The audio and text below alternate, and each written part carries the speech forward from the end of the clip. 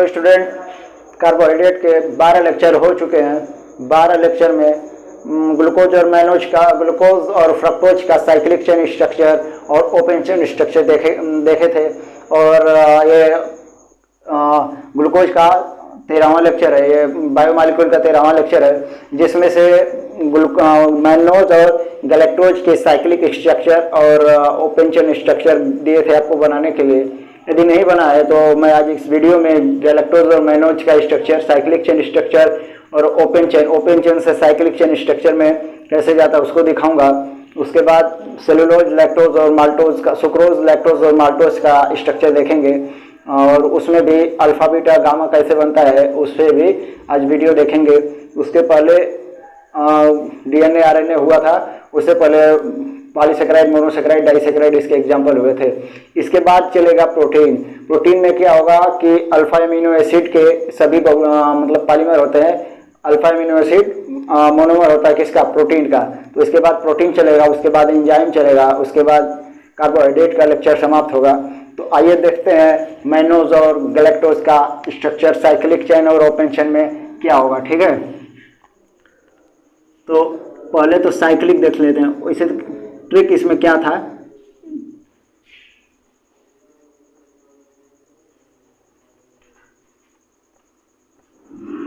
यही ट्रिक था। रिक्शा कितना नंबर था? 23। मैडम जी 24। किसका स्ट्रक्चर हो चुका है? राइबोज, एर्बिनोज और जाइलोज स्ट्रक्चर हो चुका है।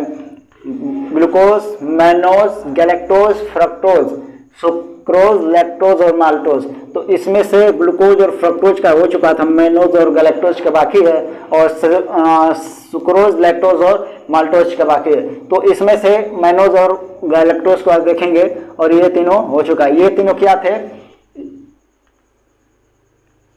एल्डोपेंटोज थे। क्या थे? एल्डोपेंटोज। ये तीनों एल्डोपेंटोज थे। ये तीनों एल्डोहेक्सोज। एल्डोहेक्सोज, एल्डो माने एल्डिहाइड ग्रुप, हेक्सोज माने 6 कार्बन की सीधी चेन, और ये है एल्डोकीटोज। क्या है? ये एल्डोकीटोज। और ये डाइसेकेराइड है। ये सुक्रोज, लैक्टोज और माल्टोज ग्लूकोज और फ्रक्टोज से मिलकर बनता है। लैक्टोज जो है और ग्लूकोज प्लस गैलेक्टोज से बनता है, और माल्टोज ग्लूकोज प्लस ग्लूकोज से बनता है। ठीक है, तो इसमें ग्लूकोज, सुक्रोज, लैक्टोज और माल्टोज को इसके बाद देखेंगे। किसके?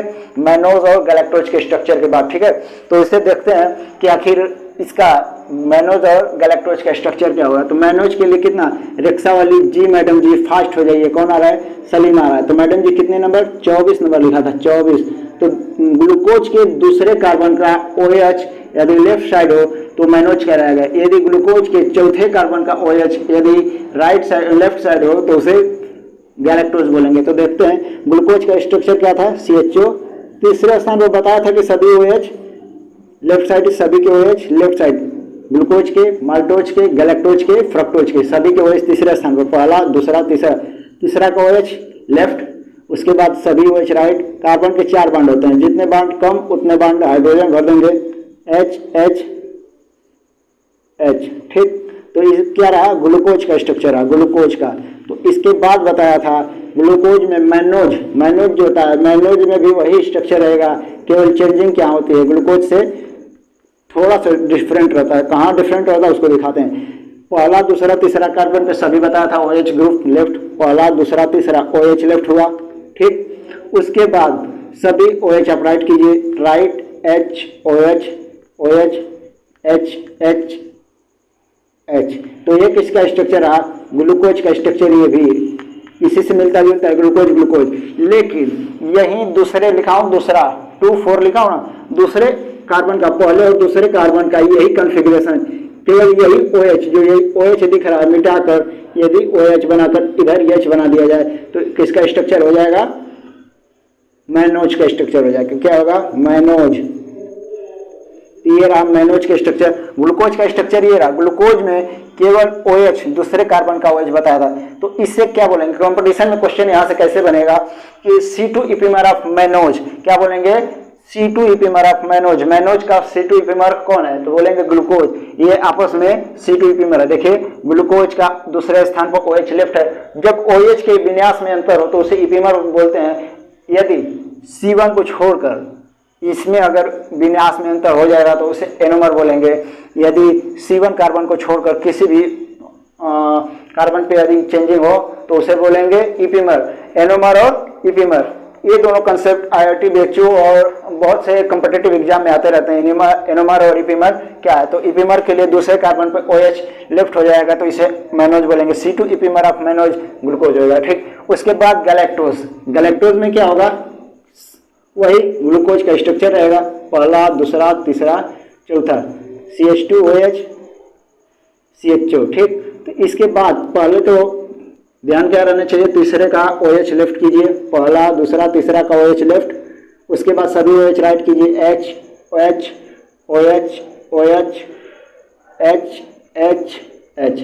अब ग्लूकोज से बोल रहा है 24 नंबर, मतलब चौथा नंबर पे जो 4 लिखा हूं यहाँ पे देखिए, ग्लूकोज के 4 लिखा हूं यहाँ पे, ये 4 है। तो चौथे ग्लूकोज के चौथा स्थान, पहला, दूसरा, तीसरा, चौथे का OH यदि लेफ्ट साइड हो जाए तो एक इसका स्ट्रक्चर हो जाएगा OH यहाँ पे कर दीजिए, यहाँ पे H कर दीजिए, तो एक इसका स्ट्रक्चर हो जाएगा गैलेक्टोज। गैलेक्टोज तो ये किसका स्ट्रक्चर है? Mannose galactose. फ्रक्टोज का बता चुका हूँ, बताना है सुक्रोज, लैक्टोज और माल्टोज का।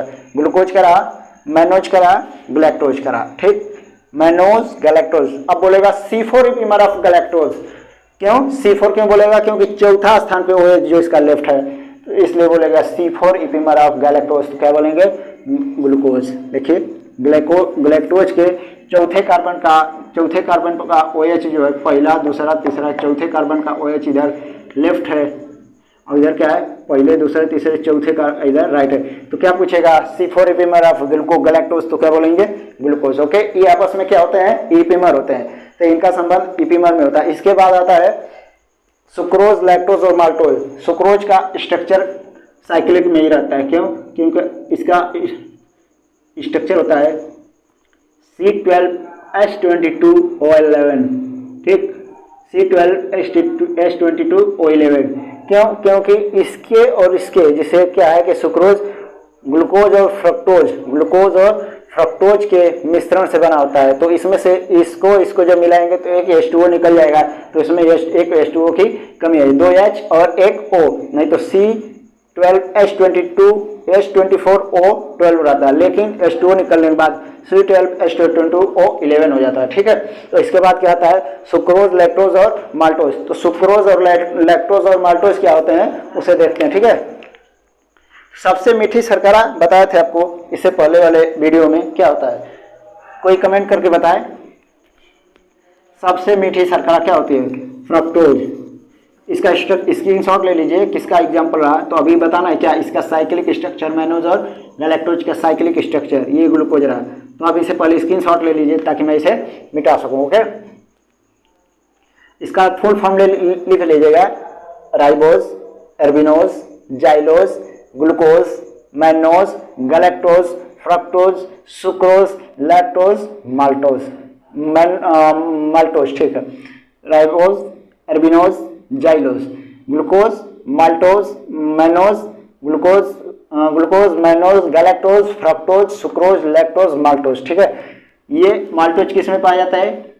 पोटैटो स्टार्च है। माल्टोज क्या है? पोटैटो स्टार्च है, पोटैटो स्टार्च। और लैक्टोज क्या है? मिल्क शुगर है, ये मिल्क में पाया जाता है, मिल्क शुगर। ठीक है, ये क्या है? फ्रूट शुगर, या इसका नाम एक है लेबुलोज या फ्रूट शुगर या फ्रक्टोज। इसका क्या नाम है? ग्लूकोज का ग्रेप शुगर या ग्रेप शुगर, या इसको और बोलते हैं कि इसका नाम क्या है? लेबुलोज।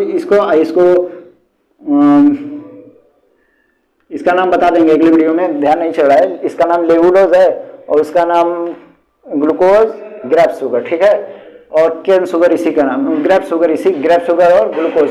इसका नाम सुक्रोज का नाम केन शुगर, इनवर्ट शुगर और sucrose. Cane sugar, invert sugar और सुक्रोज। इनवर्ट शुगर क्या मतलब रहा? इनवर्ट शुगर का मतलब ये रहा कि ग्लूकोज और मैनोज से मिलकर, ग्लूकोज और फ्रक्टोज से मिलकर बनता है क्या? सुक्रोज। सुक्रोज किससे मिलकर बनता है?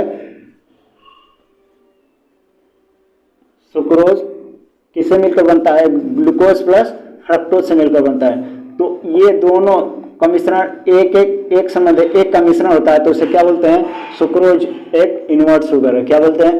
अपवृत शर्करा। अपवृत शर्करा एनसीईआरटी में दिया है क्या? अपवृत शर्करा, और ये इंग्लिश वाले एनसीईआरटी में देखेंगे तो दिया है इनवर्ट शुगर। अपवृत शर्करा या इनवर्ट शुगर। ओके, एक अपवृत शर्करा या इनवर्ट शुगर। ठीक है, इसके बाद क्या बताए थे देखने के लिए? मैनोज और गैलेक्टोज का साइक्लिक स्ट्रक्चर देख लेते हैं। ओके, पहले मैनोज का साइक्लिक स्ट्रक्चर देख लेते हैं।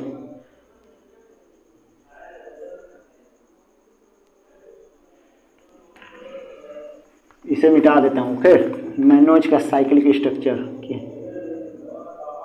ठीक, 1 2 3 4 CH2OH। पहले तीसरा स्थान पर OH लेफ्ट कीजिए, पहला दूसरा तीसरा OH लेफ्ट। इसमें मैनोज में क्या था? C2 पीमर, तो दूसरे भी OH लेफ्ट।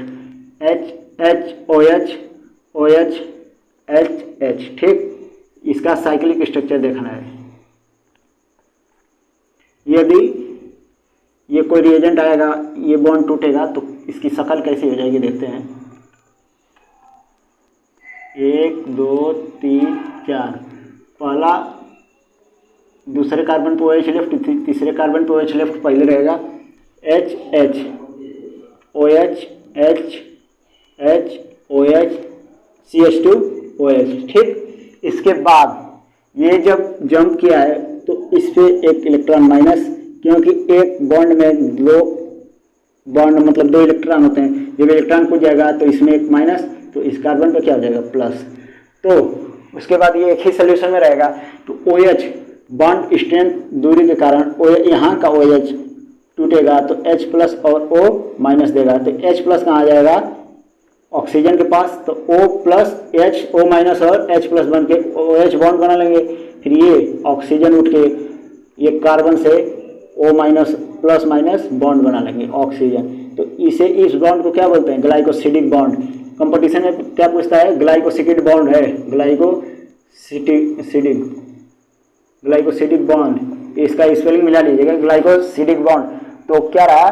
इस कार्बन और एल्कोहल ग्रुप से मिलकर ग्लाइकोसिडिक बॉन्ड बनता है। ग्लाइकोसिडिक बॉन्ड कहाँ बनता है? हाइड्रेट में ग्लाइकोसिडिक बॉन्ड बनता है। किसके किसके बीच? लास्ट कायरल कार्बन का OH और फर्स्ट C1 कार्बन से ग्लाइकोसिडिक बॉन्ड बनता है। CO linkage glycosidic bond. ठीक है,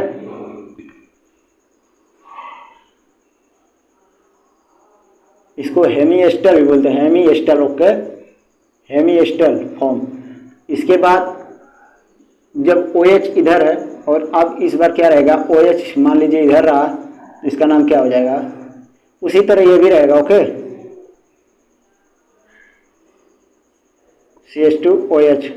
ठीक, पहला दूसरा तीसरा, पहले पर OH लेफ्ट, दूसरे पर और तीसरे पर OH लेफ्ट, और सभी OH राइट रहेंगे। तो ये ऑक्सीजन से मिल जुआ है। ठीक है, HH। ठीक, तो अब ये क्या रहा? मैनोज का साइक्लिक स्ट्रक्चर रहा। तो इसी फॉर्म में नहीं रहता है, पाइरेन के फॉर्म में रहता है। ओके, तो ये मैनोज का साइक्लिक स्ट्रक्चर है। तो मैनोज का साइक्लिक स्ट्रक्चर है तो इसे अल्फा और इसे बीटा बोलेंगे। तो अगले लेक्चर में बताया था कि बीटा कैसे याद रखेंगे कि बीटा है। तो बी से बीटा, बी से बाएं, बी से बीटा, बी से बीटा और बी से बाएं, बी से बीटा और बी से बाएं। यदि OH लेफ्ट है, बाएं है, तो इसे बीटा और D लगाते हैं। D क्यों लगाते हैं? क्योंकि ये OH लास्ट कायरल कार्बन का OH, लास्ट कायरल कार्बन का OH यदि राइट साइड हो तो वहां पे D लगाते हैं। Beta D mannose, beta D mannose, beta D mannose.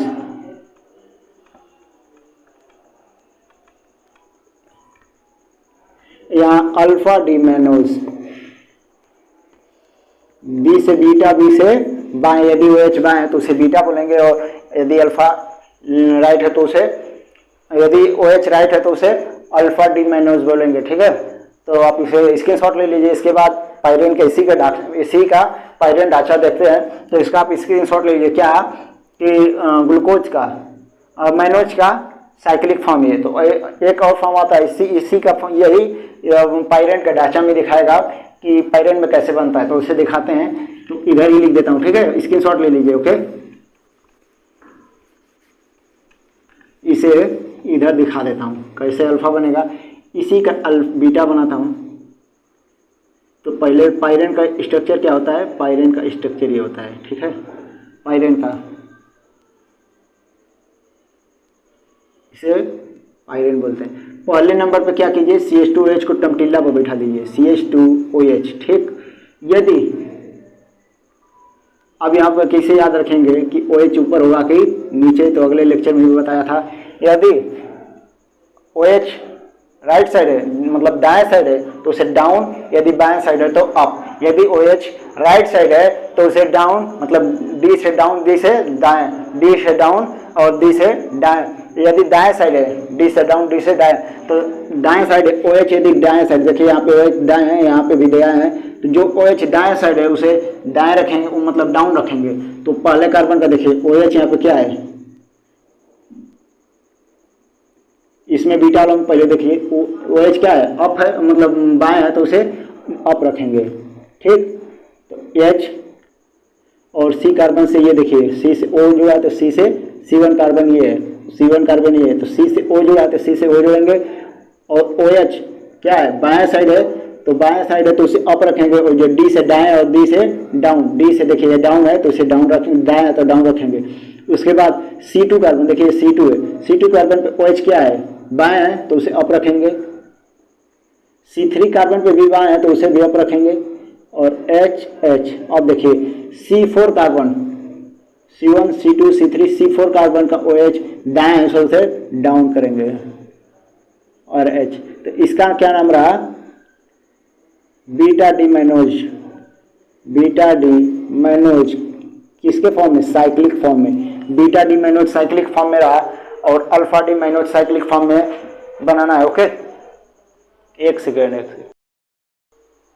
क्या रहा कि मेरा कैमरा ब्लर हो गया था इसलिए देखने चला गया।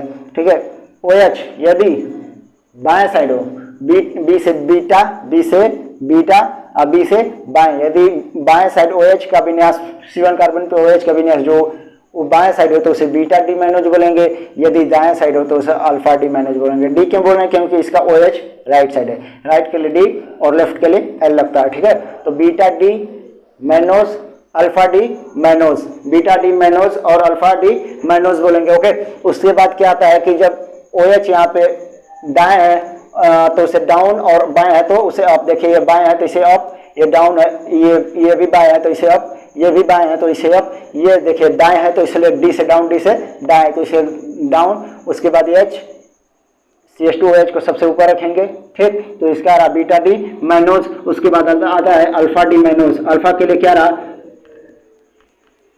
अल्फा डी मैनोज और बीटा डी मैनोज। एक सेकेंड, तो क्या बोलेंगे, यदि अल्फा में OH क्या है, राइट साइड है, यदि OH B से बीटा, B से बाएं, यदि OH है तो अल्फा हो जाएगा। ठीक है, तो अल्फा के लिए पहले पैरेंट ढांचा बनाएंगे।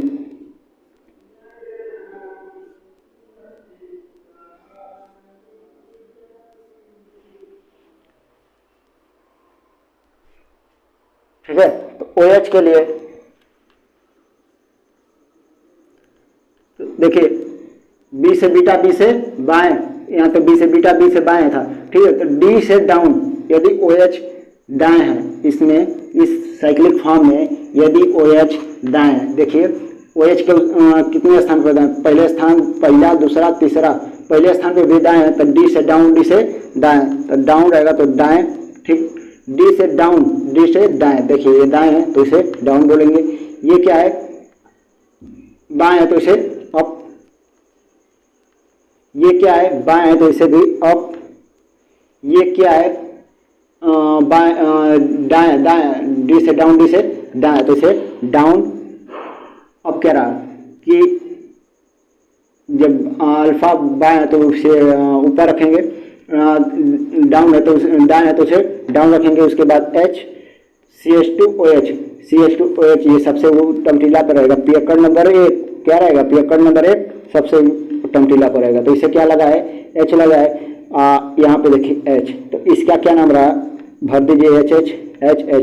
Alpha D mannose cyclic form या अल्फा डी पायरोमैनोज बोल सकते हैं। तो alpha D mannose beta D mannose, तो देख लीजिए क्या अल्फा डी मैनोज और बीटा डी मैनोज का साइक्लिक स्ट्रक्चर ये का, तो क्या रहा अल्फा डी मैनोज और beta D mannose.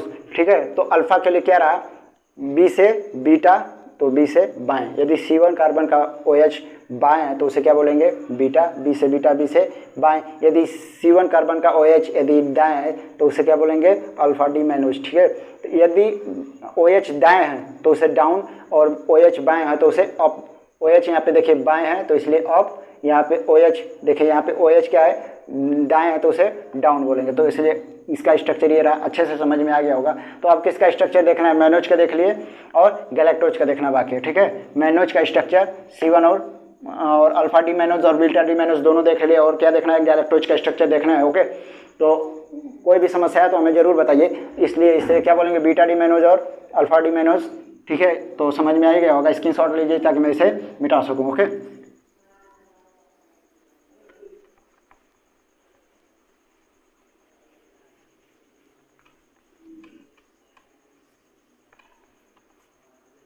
Beta D mannose. अब क्या रहा, गैलेक्टोज क्या रहा, गैलेक्टोज आएगा।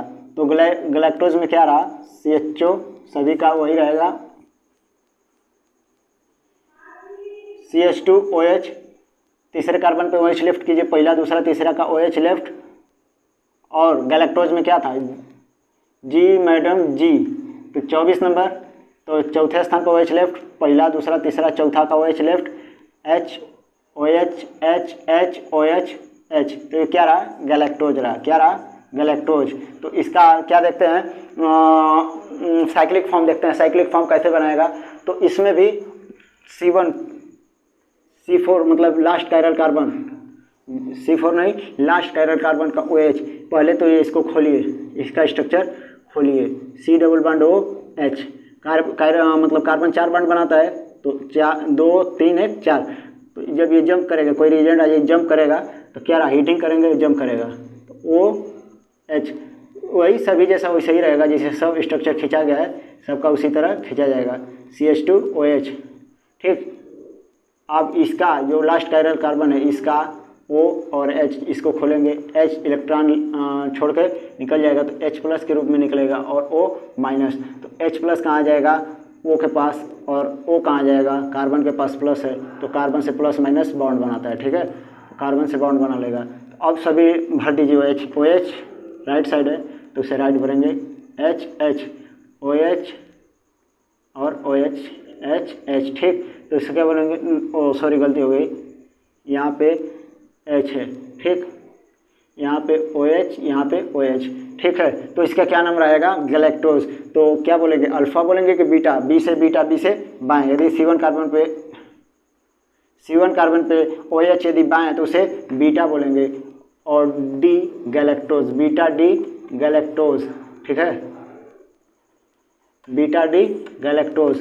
क्यों बीटा बोल रहे हैं, क्योंकि बी से बीटा बी से बाएं। यदि OH का विन्यास बाएं हो तो उसे बीटा बोलेंगे, यदि OH का विन्यास दाएं हो तो उसे गामा अल्फा बोलेंगे। तो इसलिए COH मान लीजिए इधर कर दिया, H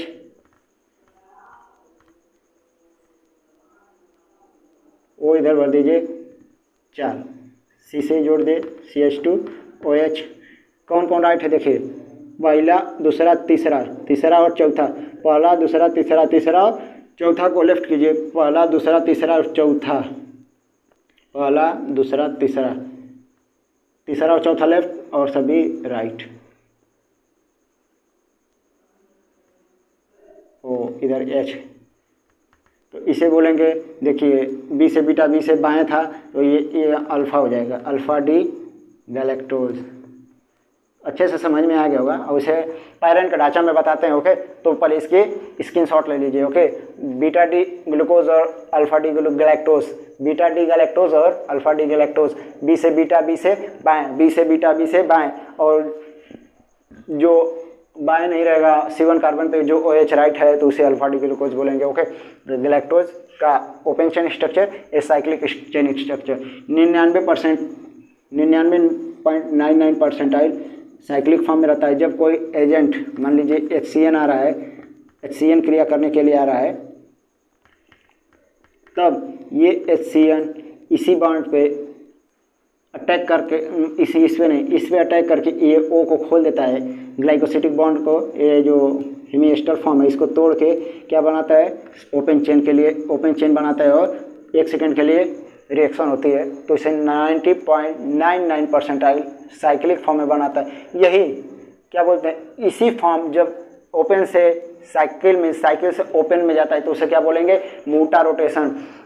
CSIR नेट का क्वेश्चन मैं देखा था, मोटा रोटेशन के बारे में पूछा था, मोटा रोटेशन IIT। आप ये ध्यान रखेंगे कि मैं क्वेश्चन हमेशा देखता रहता हूँ कि ग्लूकोज से स्ट्रक्चर पूछा कहाँ, जिस टॉपिक पे वीडियो बनाऊंगा उसका 2-3 साल का IIT JEM का BHU का सब देखता रहता हूँ। ये ना सोचिए कि ये तो छोटा है कैसे देखेगा। तो मैं IIT के क्वेश्चन, मेरे गुरुजी का आशीर्वाद है कि केमिस्ट्री बहुत ही आसान बना देते हैं, इसलिए हमें केमिस्ट्री आसानी से समझ में आती है और इतना आसानी से पढ़ा पाता हूँ। इसलिए IIT JEM, CSIR नेट और BHU के क्वेश्चन हमेशा हम लोग देखते रहते हैं। इसलिए बता रहा हूँ कि ये पूछा हुआ क्वेश्चन है कि यदि, तो क्या बोलेंगे, जब HCN से क्रिया करेगा 90.999% क्या रहता है, साइक्लिक फॉर्म में रहता है। जब HCN से क्रिया करेगा तो ओपन चेन में होता है, यही बॉन्ड टूट जाएगा और कुछ समय के लिए जब रिएक्शन होना रहेगा तो ये कमज़ोर बॉन्ड इसको नहीं तोड़ पाएंगे। कौन नहीं तोड़ पाएगा, कमज़ोर बॉन्ड, कमज़ोर रिएजेंट जैसे होता है सिफ रिएजेंट, इसको नहीं तोड़ पाएंगे।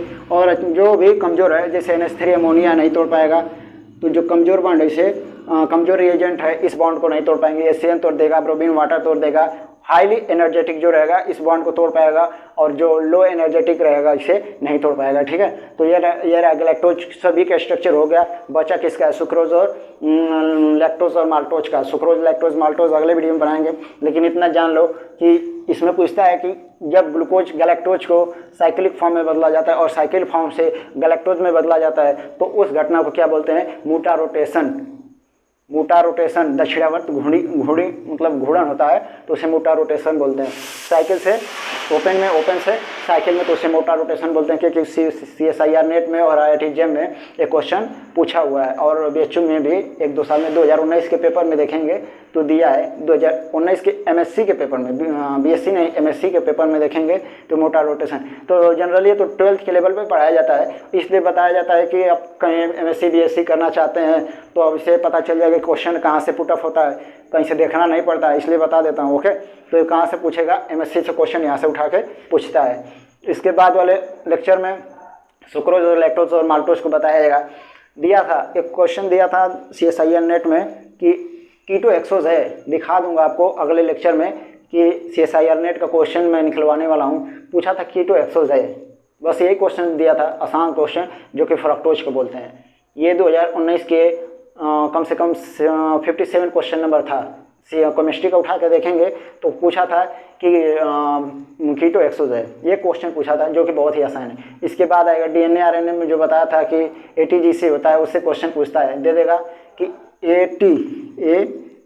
ATGC कोड है तो इसका पूरा बताइए। तो A का T से डबल बॉन्ड होता है और G का C से ट्रिपल बॉन्ड से जुड़ा रहता है। तो ट्रिपल बॉन्ड क्या होता है, हाइड्रोजन बॉन्ड होता है। डबल बॉन्ड हाइड्रोजन बॉन्ड, तो दो A और T के बीच में 2 हाइड्रोजन बॉन्ड और G और C के बीच में 2 हाइड्रोजन बॉन्ड। तो यहाँ से कंपटीशन से क्वेश्चन पूछता है, तो इसके लिए अच्छे से तैयारी कीजिए। ये 12th लेवल पे पढ़ाया जा रहा है, ये ना समझिए कि क्या है BSc लेवल पे। BSc लेवल का भी है, अगर जो बच्चा नहीं जानता, बहुत से बच्चों को नहीं पता है कि इसका स्ट्रक्चर कैसे खींचा जाएगा, तो सीख लेंगे। तो ज़्यादा से ज़्यादा 12th लेवल पता है, लेकिन कंपटीशन के लिए 12th से ही इंपॉर्टेंट होता है। 11th 12th कंपटीशन के लिए वेरी इंपॉर्टेंट।